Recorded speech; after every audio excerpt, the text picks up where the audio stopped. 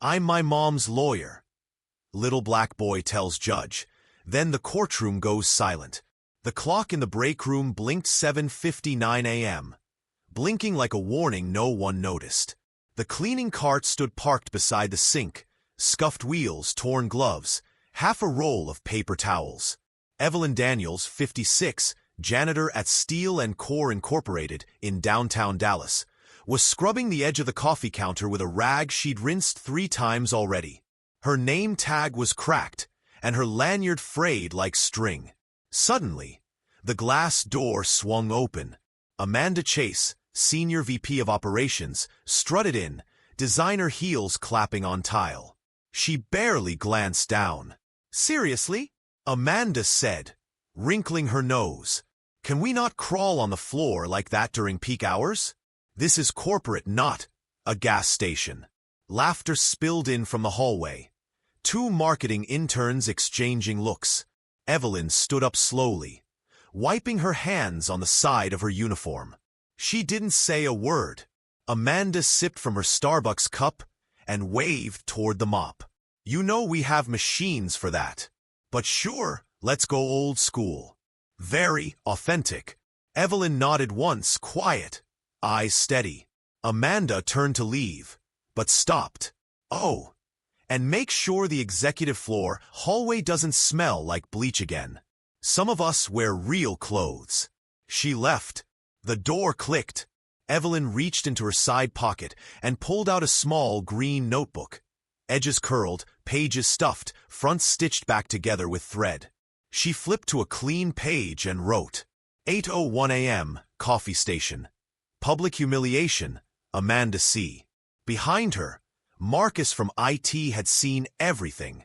He stood by the fridge with a granola bar in hand, watching. He didn't speak, just stared as Evelyn gently closed the notebook and placed it back in her pocket. No one said thank you.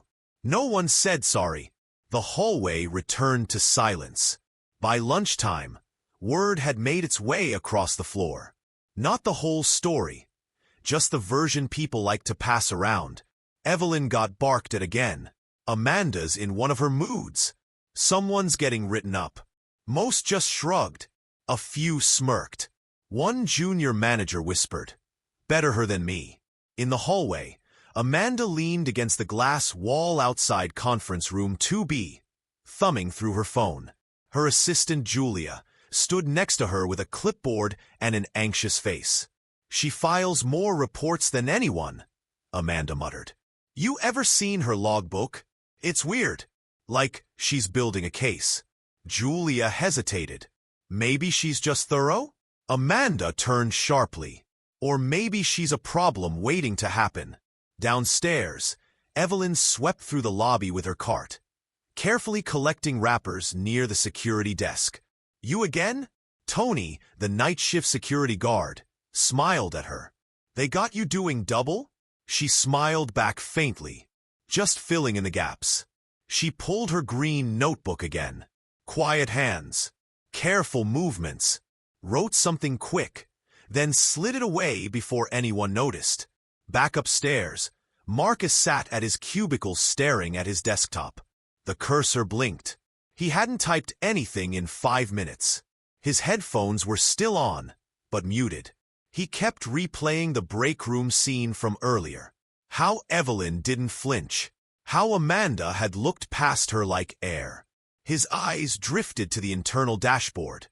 Facilities tickets. Janitorial notes. The incident log. Hundreds of entries.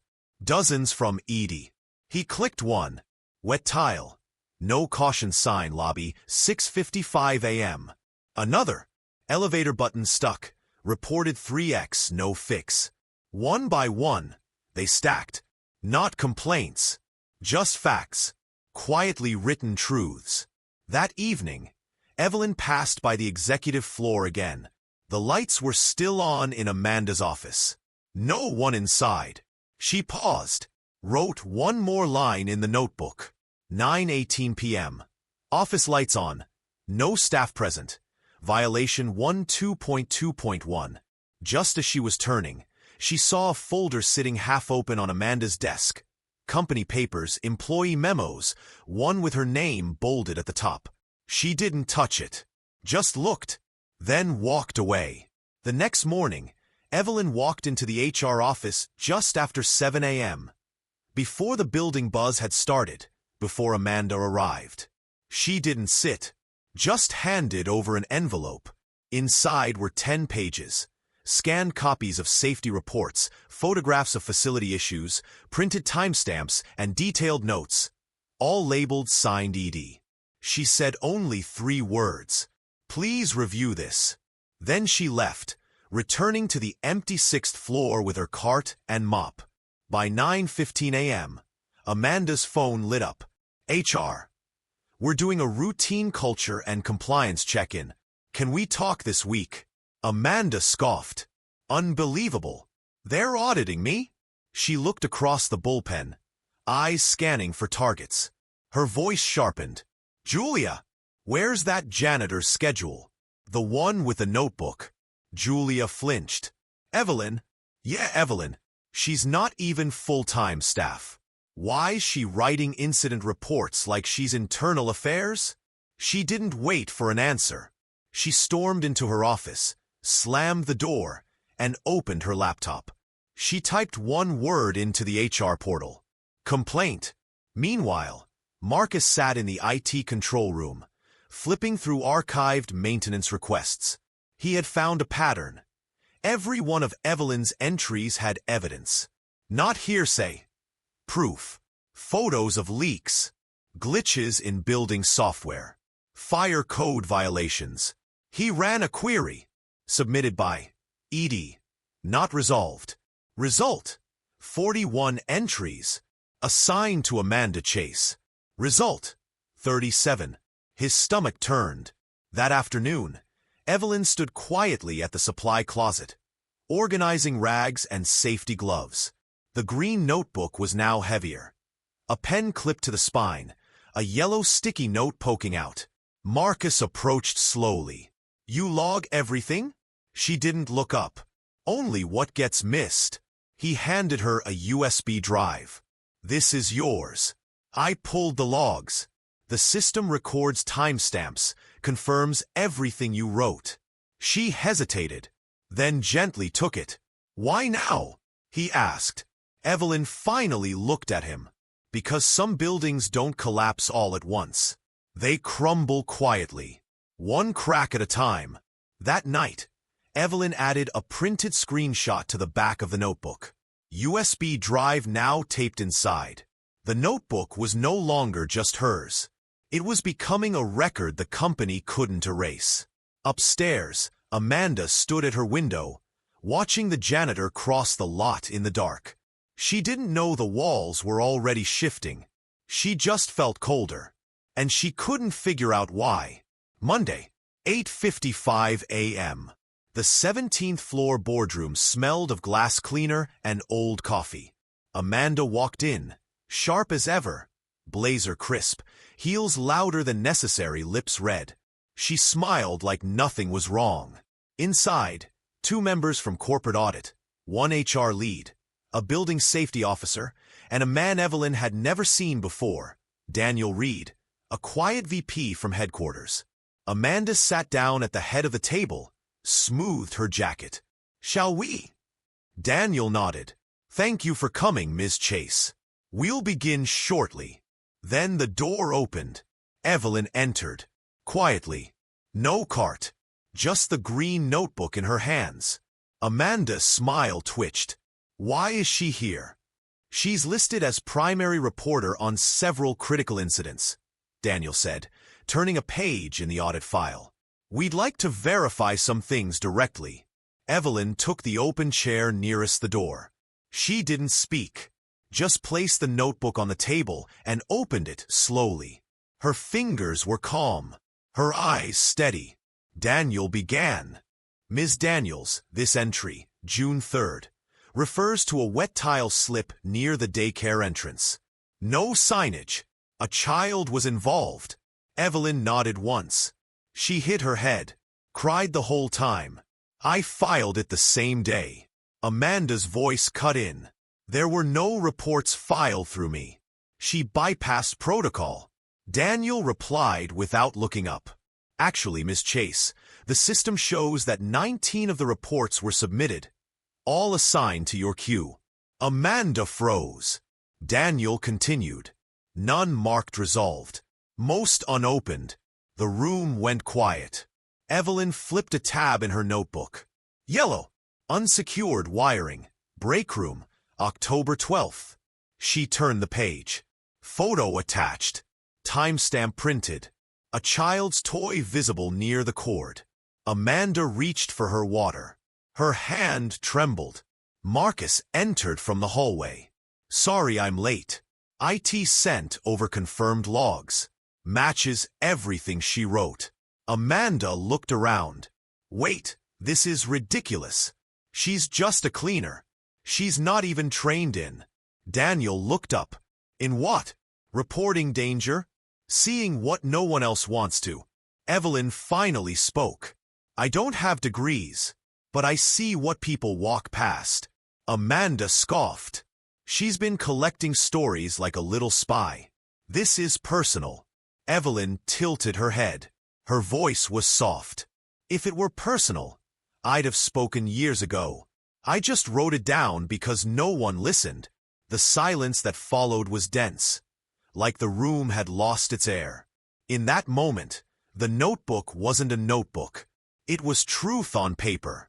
Amanda looked cornered. The red in her lipstick now looked like panic. Evelyn's badge reflected in the boardroom light. Cracked, but still worn with quiet pride. By the end of the meeting, Amanda's voice had lost its edge. She tried to shift blame. The platform glitched. I was never trained on that portal. Maybe Evelyn didn't follow the right chain. But none of it stuck. The facts were too precise. Too many. Too quiet for too long. Evelyn never raised her voice. She didn't need to. The notebook spoke for her. Daniel leaned forward, laced his fingers. Ms. Chase, your access to employee systems will be temporarily suspended.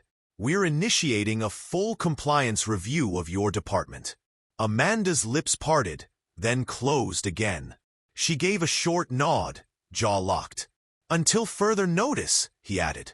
You'll work remotely. You're not to contact Ms. Daniels or any staff involved.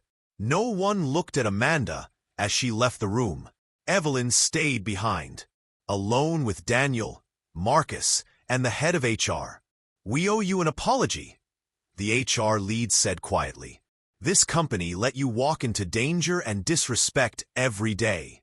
We didn't even look. Evelyn stared down at the notebook in her hands. Her voice, as always, was calm. That's okay. I didn't speak up either. I just wrote. Daniel leaned back in his chair. You didn't just write. You documented a pattern no one could deny. That saved us from a much bigger fall. He paused, then added. We'd like to ask you to stay, not just as janitorial staff, as a compliance consultant. You've earned that 10 times over. Evelyn blinked. What? Marcus smiled. You'd be helping train others to notice what you did. The things no one logs. We need that. She hesitated. Her eyes drifted to her badge, still cracked. Only if others like me get that chance too, she said finally. There's others with notebooks. They just don't know they matter yet. Daniel extended a hand. Then let's find them. Outside, word traveled fast. By lunch, most employees had heard what happened. Not from a memo, from whispers, from looks, from the fact that Amanda's office was dark and Evelyn had been seen walking into the executive wing. That afternoon, a janitor's cart sat untouched in the hallway. Beside it, a folded green notebook rested on the windowsill, closed for now. People stopped, looked at it. For the first time, they wondered what had been written all along. 13 months later, the building looked the same. Glass walls, polished floors, motion sensor lights. Same corporate logo above the main entrance, steel and core ink. But inside, it was different. Near the security desk, A new installation sat quietly beneath a small wall plaque. Silent Watch Station. For those who see what others miss. For those who care enough to write it down. Attached to it, a locked box, a stack of green notebooks and a pen. Employees, janitors, receptionists, part-timers were encouraged to log anything. Safety issues, mistreatment, missed protocol. Anonymous or signed. No judgment. The woman behind it all? Evelyn Daniels, now wearing a black staff polo with a new badge clipped proudly at her collar. Title: Workplace Integrity Consultant. Department: Internal Compliance and Care. Her face was the same, kind, quiet, but her posture had changed. She didn't fold inward anymore. She looked people in the eye. Every Thursday, she hosted a 30-minute drop-in session in the old fourth-floor break room. Not mandatory, not recorded, just a table, a coffee pot, and a question written on the whiteboard. What do you see that no one else does? Marcus ran the IT systems now. He'd built an alert protocol around the Silent Watch submissions. Every new entry triggered a real human follow-up.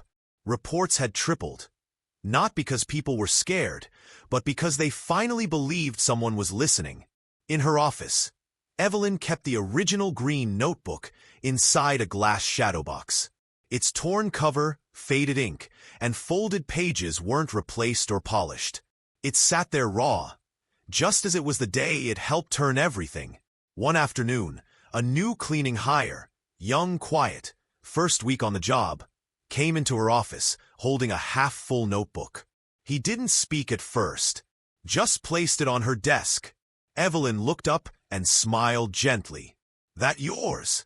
The boy nodded. "I started writing stuff down. I didn't know who to show."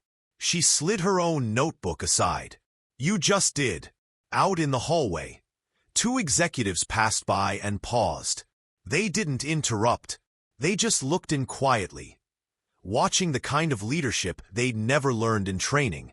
The kind that doesn't raise its voice, just tells the truth and waits for the world to catch up. The office was small. One desk, one window, no name on the door. Amanda Chase sat with her laptop open and nothing to type. The view from her new shared co-working space faced a brick wall. No skyline, no people walking by to notice her anymore. Her title? Operations Strategy Consultant. Self-assigned, self-employed, self-recovering. Her old badge, the one with gold trim, executive access, the one she used to wave like a passport, sat at the bottom of a drawer, still attached to the worn leather holder she once flaunted. It didn't scan anywhere now. She kept it anyway. Not out of nostalgia, out of habit, out of ego that hadn't quite figured out where to go. A news segment played on her phone. Low volume. A spotlight on Steel & Core's Silent Watch initiative. There she was, Evelyn Daniels, standing beside the CEO, ribbon-cutting a new public safety program that was now being adopted by 40-plus companies nationwide. Amanda didn't watch the whole clip. She turned the screen face down on her desk. She stared at nothing, then whispered, almost like a confession, "She just cleaned the floors." She caught her own voice trembling. Said it again, this time flatter. "She just cleaned the floors." But the room didn't respond. No one disagreed, because no one was listening anymore. And maybe that's what stung the most. Some heroes don't hold microphones. Some don't give speeches. Some just see, and write, and wait. Evelyn Daniels never asked for power. She never demanded a spotlight. She just saw what others ignored, and kept record of what others buried. In a system that failed to hear quiet people, her green notebook became louder than any protest. Not because it shouted, but because it told the truth.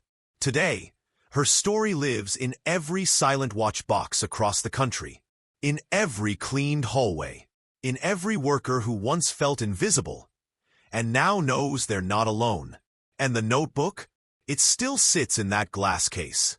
unpolished, unedited, a symbol of what happens when quiet people stop staying quiet. So if you've ever felt small, overlooked, passed by, remember this. You don't need a title to make change. You don't need permission to be heard. You just need to start writing things down. And never let the silence win. Would you have spoken like Evelyn? Or would you have written until the world had no choice but to read? Follow for more true stories of courage from voices the world almost missed.